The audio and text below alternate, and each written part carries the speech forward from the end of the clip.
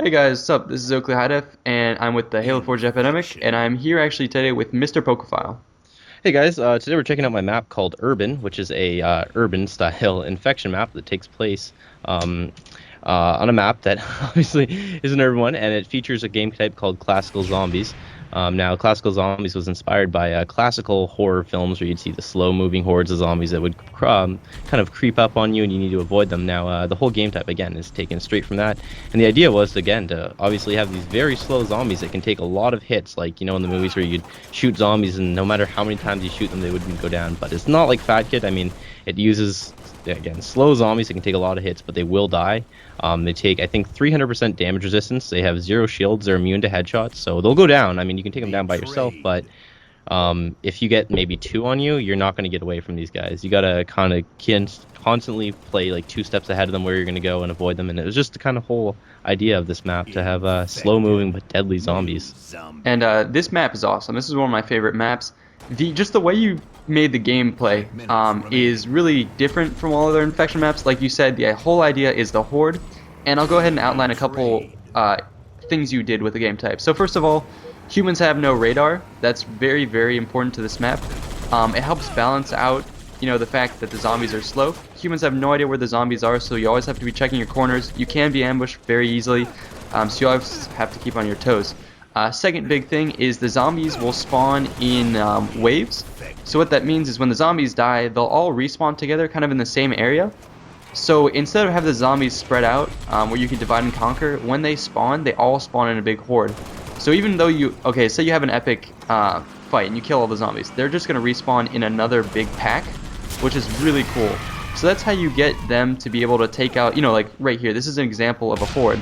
So once you get to this point, like the game will progress slowly, two zombies at first, three zombies, four zombies, and then you get to the phase where it's like a horde like this. And at this point, they're moving around the map, chasing down individual humans.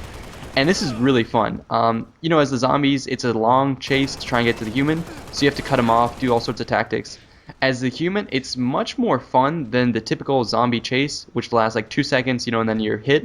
This is like a long chase where you always have to be spinning around, checking there's no zombies behind you, trying to pick off the nearest zombie.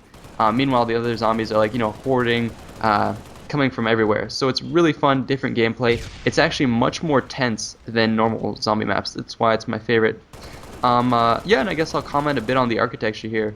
I thought it was inspired a bit from Bay Falls, where you had all the destruction. You use a lot of, sort of facades and stuff like that to make the map look bigger than it is. You have buildings in the background to make it look like it's a whole city. And then obviously what I think I remember in one game you were telling me, don't jump on that crate, you'll see what's outside. But I think you built the illusion very well. The theme is great, gameplay is awesome, and that's why we featured it. So here's another hold. Oh, actually, I think we should talk about the Warthog. You want to talk about that then? Oh yeah.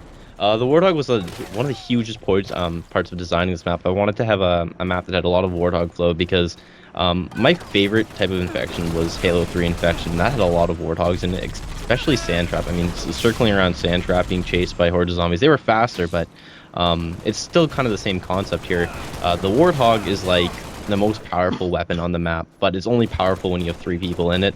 Otherwise, you're gonna, run into other people and whatnot. But the idea for the Warthog is you've got it's kind of a figure 8 shape. You can go over the underpass, or under the underpass, or around it. You can go over like around the whole building, around the whole outline of the map. It's kind of like a figure 8.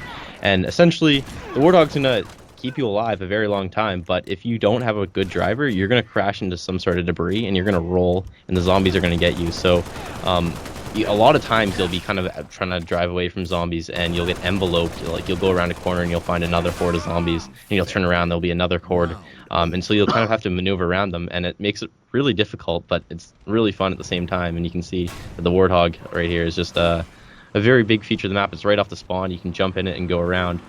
But again, it's very, very important that you have a good driver in the Warthog, otherwise you're not going to live long. And if you try to splatter a zombie too, just because of their damage resistance, it's generally not going to happen because you need to be going top speed, and there aren't very many parts of this map that you can get going top speed on it, because it kind of is a close quarters map for the most part, and when you're inside of buildings and whatnot, and there's a lot of blockades and debris and rubble on the ground, making it hard for the Warthog to kind of maneuver in a straight path.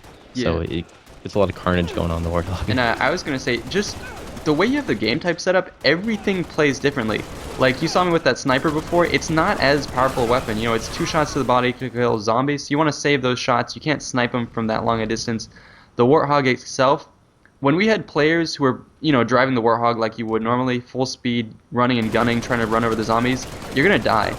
So the way you see the Warthogs actually being used in this map is it rolls around really slowly, provides support for players, and, you know, guns down zombies, comes to rescue people who have been isolated by a horde. And that was actually really, really fun. I love that dynamic. Yeah, I think that was one of the biggest parts that I wanted to kind of achieve, the outrunning the zombies type thing. Because when, like, again, this was taken straight out of a page of, or a frame from a video or a movie that you'd see with these slow zombies coming up to you. You just want to stay away from them. It's not the type where you're hunting zombies, rather you're being hunted in this. And that's what I think it differentiates this from a lot of other maps, other Infection maps in Reach, is the fact that Reach's Infection played a lot differently than, I guess, Halo 3's Infection, and you kind of, in Reach, you were looking for zombies to kill, and this, you're kind of staying away from them, because in a matter of seconds, you'll go from 1 zombie to 4 zombies.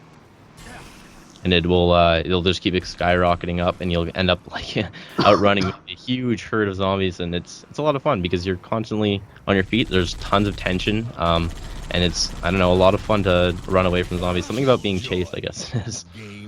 So, nonetheless, guys, I've been Mr Pokephile with Oakley HiDef. And yeah, we're signing out. Make sure to check out Mr Profile's channel. He does all sorts of games. He has his own tutorials. Great channel. Make sure to check him out, guys. So thanks. We'll see you all next time. Thank you.